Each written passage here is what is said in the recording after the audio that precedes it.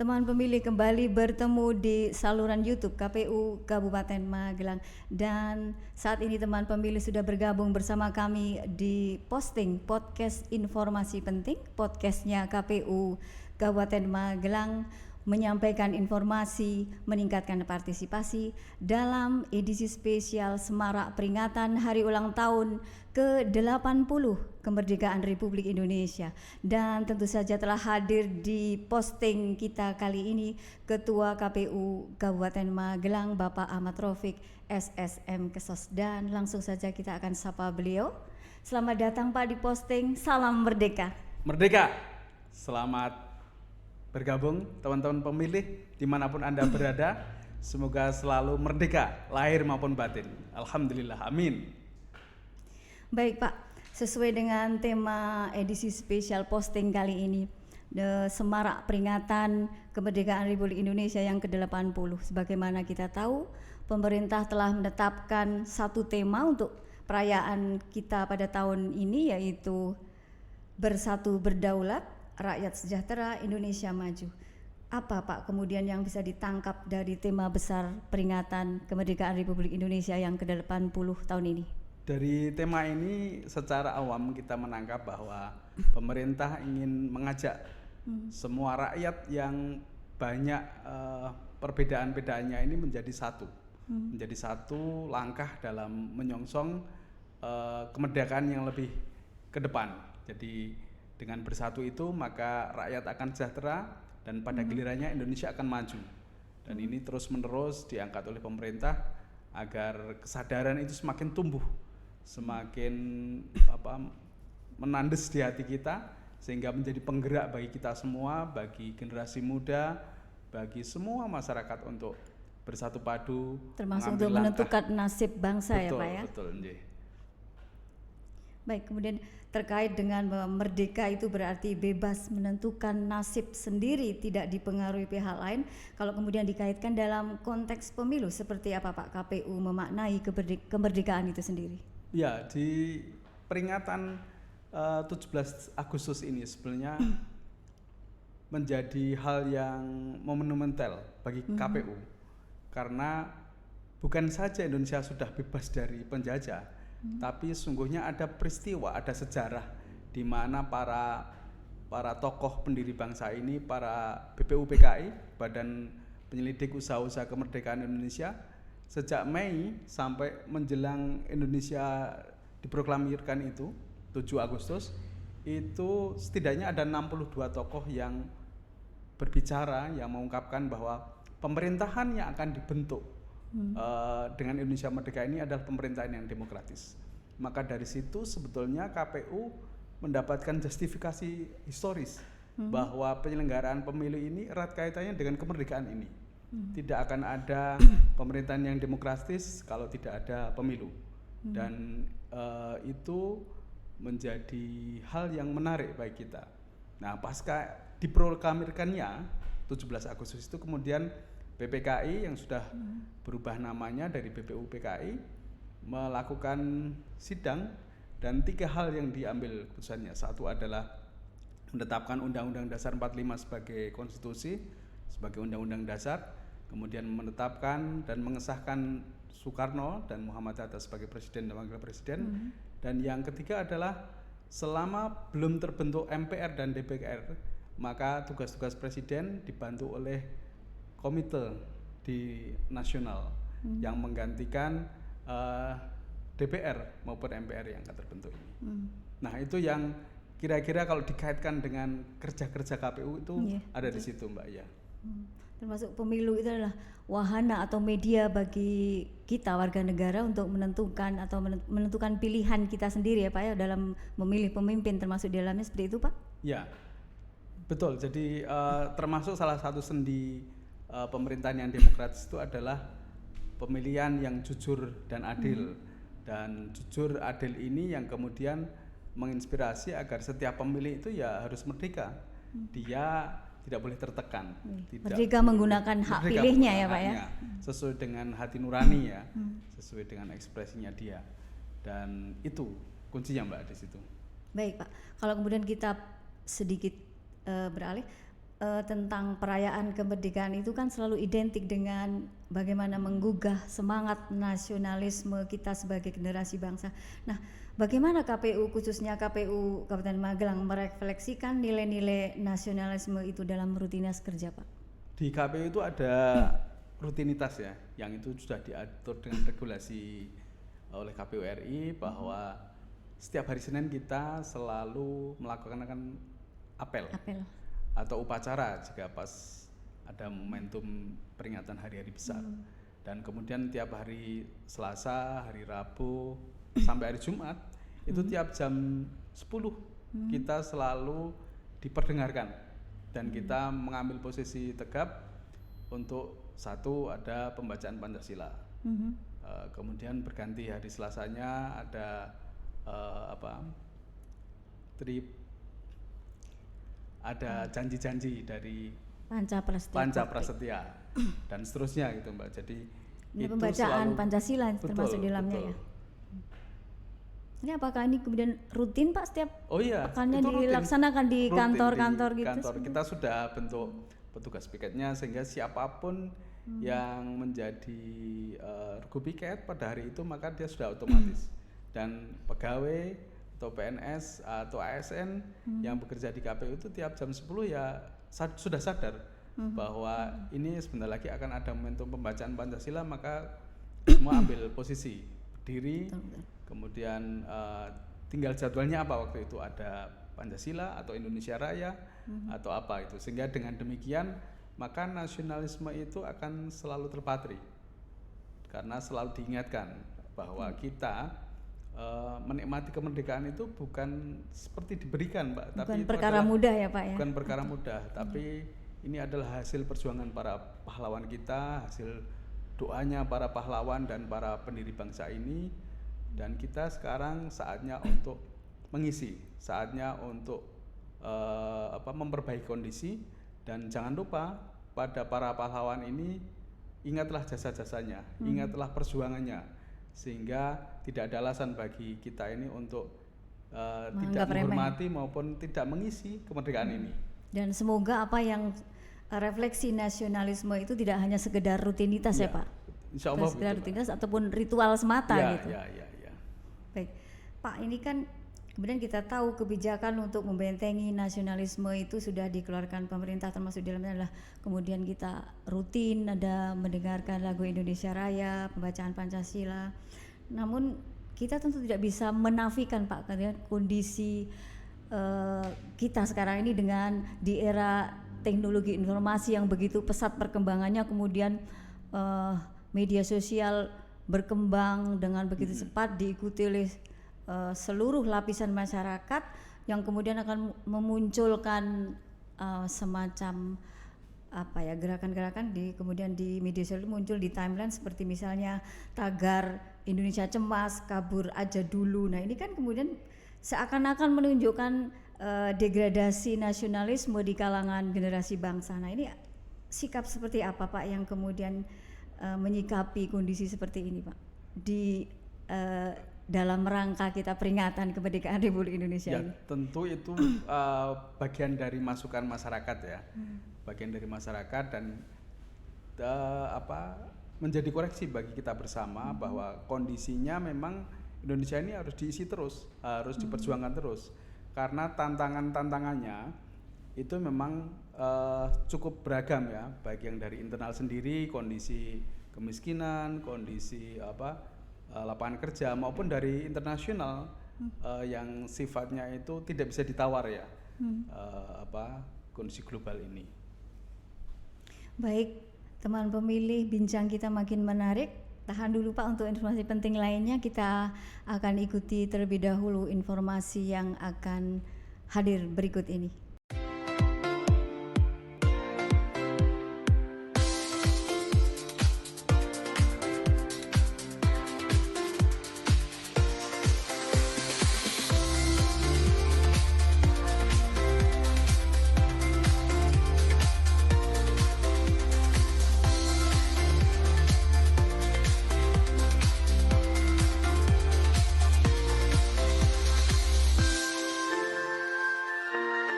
Baik teman pemilih, masih bersama kami di Posting Podcast Informasi Penting, podcastnya KPU Kabupaten Magelang, menyampaikan informasi dan meningkatkan partisipasi dalam edisi spesial Semarak peringatan Hari Ulang Tahun Kemerdekaan Republik Indonesia yang ke-80.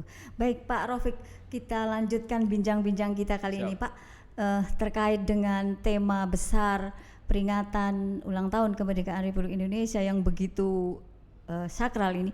Kemudian kaitannya dengan tugas-tugas KPU saat ini seperti apa Pak? Tugas KPU adalah mengisi kemerdekaan itu. Dan bagiannya KPU adalah bagian bagaimana membangun demokrasi. Dan ini salah satunya adalah kaitannya dengan bagaimana menciptakan, membangun pemilihan yang jujur, bebas dan adil. Itu secara kerangka besarnya KPU harus menyiapkan regulasi agar bisa memastikan hal itu. Kemudian yang kedua, kita melakukan pendidikan pemilih, mengajak kepada pemilih bagaimana menggunakan hak pilihnya itu sesuai dengan hati nurani. Yang perlu pemilih semuanya ketahui adalah kenapa ini penting. Banyak hal. Pertama adalah setiap kali kita menyelenggarakan pemilu, itu akan ada pemilih yang baru kali itu mencoblos. Pemilih pemula ya? Pemilih pemula istilahnya, yang umur 17 sampai 21. Itu jumlahnya hampir 10%. Kalau kemarin itu 1.014.000 di pilkada, maka hampir 100 juta ya. Itu adalah pemilih pemula. Pemilih pemula ini, atau kalau dikonversi menjadi angka ya 85 ribuan ya. 85 ribu. Lumayan banyak ya Pak? Lumayan banyak. Dan ini mereka kalau tidak di awal kita membantu mereka bagaimana memahami demokrasi, bagaimana demokrasi itu bekerja, dari mengkonversi suara menjadi layanan yang menjadikan kesejahteraan masyarakat, maka akan lepas. Maka kemudian KPU setiap waktu, apalagi setelah pilkada, setelah pemilu ini selesai, maka konsentrasi kita juga ke sana.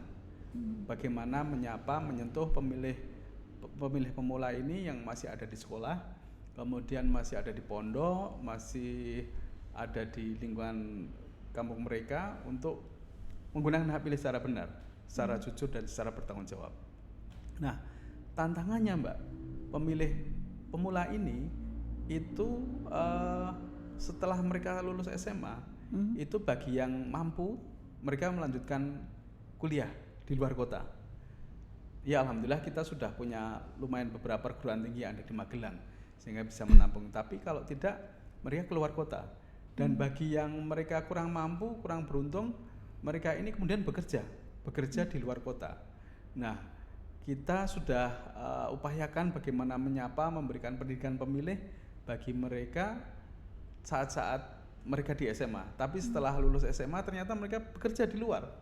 Maka itu yang kemudian juga harus direnungkan oleh KPU bagaimana mensiasati agar mereka itu bisa menggunakan hak pilih. Maka tidak cukup bagi kita itu mengandaikan bahwa pemilih pemula itu akan stay di rumah pada saat hari pemungutan suara, mereka akan stay di rumah, enggak cukup. Tapi harus menyesuaikan bagaimana pindah memilih. Itu pendidikan pemilih untuk pemilih pemula. Itu langkah konkret yang dilakukan KPU itu yang kita lakukan.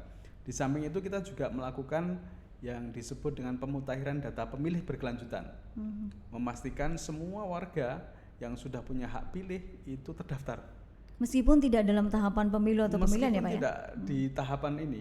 Karena pada saat-saat seperti ini itu ibaratnya mencicil Mbak ya. Mencicil itu ya bagaimana mengurangi beban itu ketika tahapan. Karena ketika tahapan itu durasinya sudah paten, nggak bisa ditawar-tawar lagi. Kalau ada sesuatu yang kekurangan ya ditinggal. Karena kalau kita melampaui waktu yang ditentukan, maka KPU yang bersalah. Maka ketika tidak ada pemilih, hal-hal yang menjadi catatan pada saat di tahapan itu kita kerjakan di sini.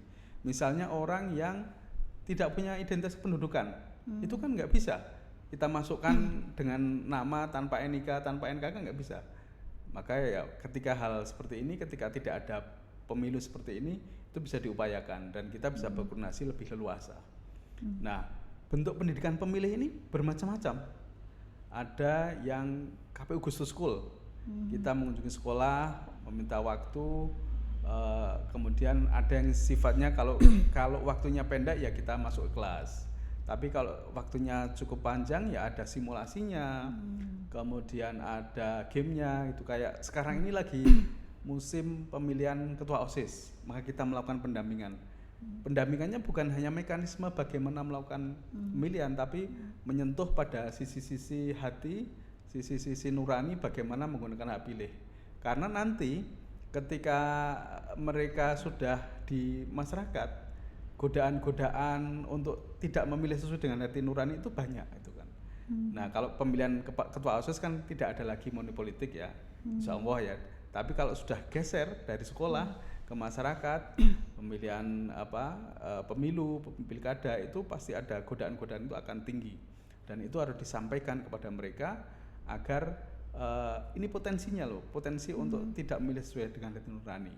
Ada lagi soal hoax. Mereka dibanjiri oleh informasi, apalagi mereka itu siapa sih sekarang pemilih pemula itu yang tidak menggunakan handphone gitu ya, dan itu akan selalu masuk secara otomatis. Nah, selain KPU Gustu School juga kita membuntu atau mengembangkan Desa Peduli Pemilu dan Pemilihan. Desa Peduli dan Pemilu dan Pemilihan ini target utama adalah desa-desa. Warga desa ya Pak? Desa yang tingkat partisipasinya itu masih di bawah capaian nasional. Kita mentargetkan capaian nasional ini kan 77,5%. Nah, di Magelang ini masih ada 64 desa.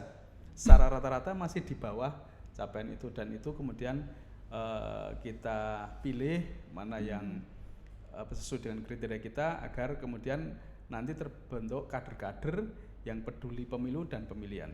Pak, melihat kondisi seperti itu, kemudian bagaimana langkah KPU dalam rangka mengisi kemerdekaan itu untuk mengelaborasi pemilih agar memiliki pemahaman yang tepat tentang pemilu dan pemilihan?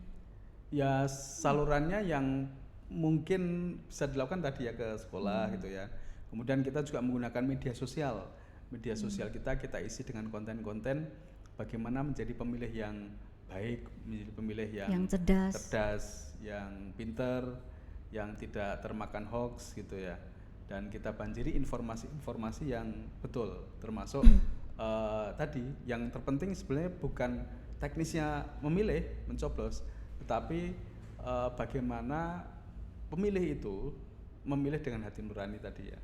Nah, ini yang butuh kerja keras semua pihak ya. Tentu KPU saja tidak mampu untuk itu karena faktornya akan sangat banyak.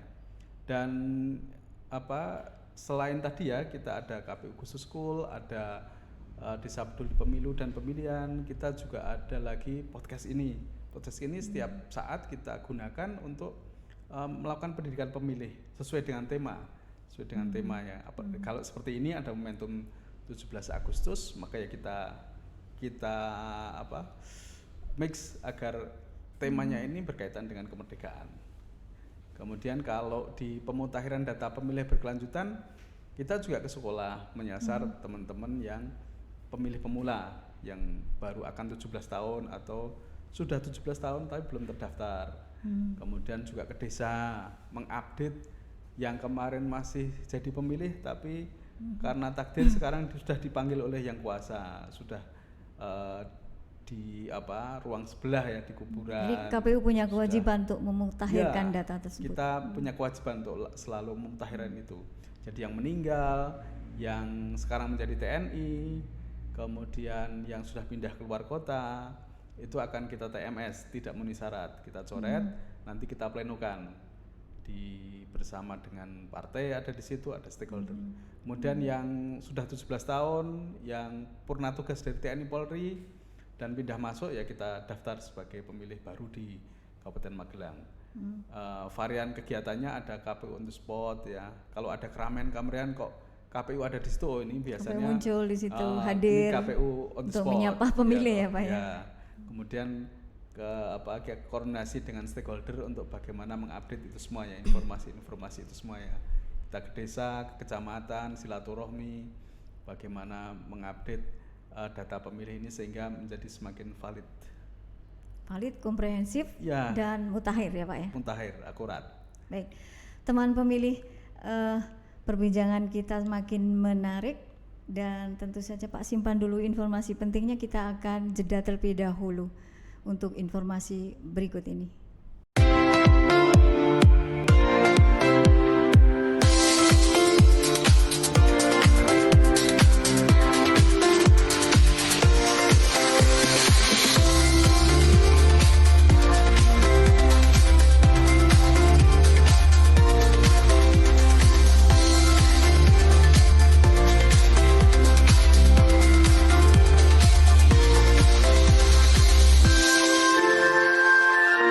Baik teman pemilih, masih bersama kami di Posting Podcast Informasi Penting dalam edisi spesial Semarak peringatan Hari Ulang Tahun ke-80 Kemerdekaan Republik Indonesia. Pak, kembali ke Pak Raufik. Pak, kita lanjutkan bincang-bincang kita kali ini terkait dengan tema besar peringatan Kemerdekaan Republik Indonesia tahun ini. Bagaimana Pak pesan-pesan Pak Raufik kepada generasi bangsa untuk mengisi kemerdekaan ini, Pak? Baik, teman-teman pemilih dimanapun Anda berada, terutama teman pemilih pemula ya, harapan bangsa kita, jadilah pemilih yang cerdas. Pemilih cerdas itu pemilih yang dia tahu siapa yang mau dipilih. Secara teknis kenali jejaknya, kenali track recordnya, dan pastikan bahwa dia mencintai rakyatnya. Kemudian yang kedua juga pemilih cerdas itu dia bisa memilah informasi. Tidak asal menerima informasi yang masuk ya. Karena setiap pemilih pemula pasti pegang handphone dan saatnya nanti akan dibanjiri oleh informasi. Ada informasi positif, ada informasi yang negatif, black campaign dan lain-lain. Maka beranilah untuk menolak informasi yang tidak benar. Tolak informasi hoax. Dan kemudian saat ini selagi Anda masih di bangku sekolah, maka gunakan kesempatan, gunakan waktu untuk belajar. Belajar bagaimana berdemokrasi, belajar bagaimana mengisi dirinya agar ke depan dia menjadi manusia yang berguna bagi dirinya, bagi keluarganya, bagi nusa dan bangsa. Dan yang terakhir adalah belajarlah menjadi pemimpin. Karena menjadi pemimpin ini adalah hak sekaligus kewajiban teman-teman pemilih pemula. Ke depan yang akan menggantikan kami dan para pemimpin bangsa ini adalah jenengan semua, teman-teman pemilih yang sekarang ini masih ada di bangku sekolah. Maka gunakan kesempatan untuk berorganisasi, karena dengan berorganisasi maka akan teruji kepemimpinannya. Dengan berorganisasi maka akan menjadi manusia sempurna. Dan ada quote yang disampaikan oleh Wakil Presiden kita Pak Muhammad Hatta yang layak untuk kita dengarkan dalam kesempatan kali ini. Kemerdekaan fisik sudah diraih, namun perjuangan membentuk manusia merdeka secara mental masih panjang. Dan ini menyemangati kita semuanya untuk terus berkarya, untuk terus menjadi yang terbaik. Terima kasih para pemilih pemula, para pemilih dimanapun Anda berada. Salam Hari Ulang Tahun Kemerdekaan Republik Indonesia yang ke-80. Merdeka! Wassalamualaikum warahmatullahi wabarakatuh. Baik teman pemilih yang masih bergabung bersama kami di Posting, pesan menarik dan juga quote dari Ketua KPU Kabupaten Magelang sekaligus menutup bincang kita di episode spesial kita kali ini. Jangan lupa teman pemilih untuk follow akun media sosial KPU Kabupaten Magelang dan juga like dan subscribe channel YouTube KPU Kabupaten Magelang. Tim Posting menerima kritik dan masukan dari teman pemilih semuanya untuk perbaikan siaran Posting podcastnya KPU Kabupaten Magelang. Sekali lagi, terima kasih. Salam merdeka.